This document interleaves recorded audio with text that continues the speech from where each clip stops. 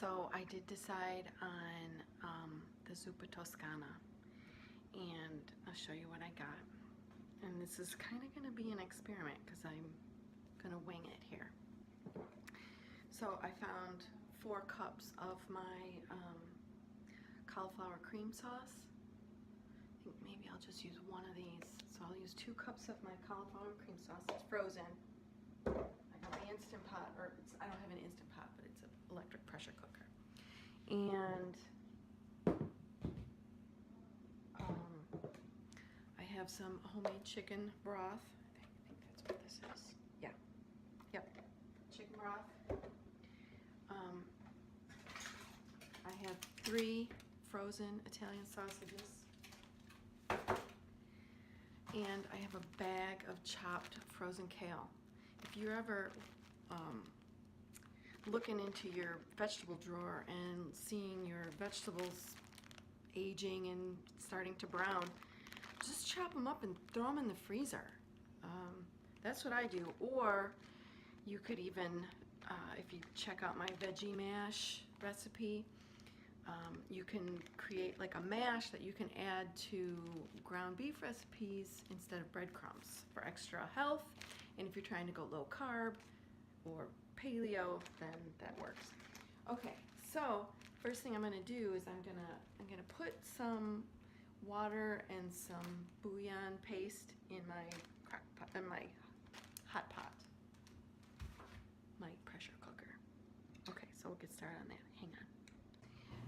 The pressure cooker is super forgiving. So if you screw up, if you overcook something, then you're screwed, just like with any form of cooking. But if you undercook it, you can start it over again. You can put it back in for a little bit longer. And because it's soup and it's gonna bubble and whatever for a while, if my sausages aren't cooked, that's okay. They'll cook as they, as the soup boils or simmers. And doing that, they'll also lend their flavor to everything that's in the soup, so it'll just make it better. That's one of the beautiful things about soup. Just an FYI, I did not add the kale yet. I don't want that to overcook. You don't want, like, you know, mushy, stringy kale in your soup. It's just gross. Okay, so I got my pressure cooker going for 10 minutes. Hasn't come up to pressure yet, but check back in a little bit. Okay, so the pressure is releasing from my pressure cooker right now, and then we'll go take a look at what exactly I did in there. We'll see.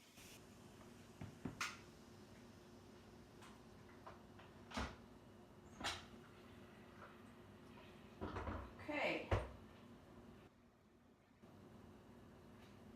I'll let you guys see what I did here. So there's some giant,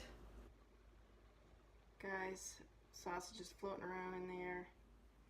You can see the cauliflower cream sauce makes a really nice creamy broth in there. So things have calmed down a little bit. I chopped my sausage and I broke up a little bit of cauliflower. You can see.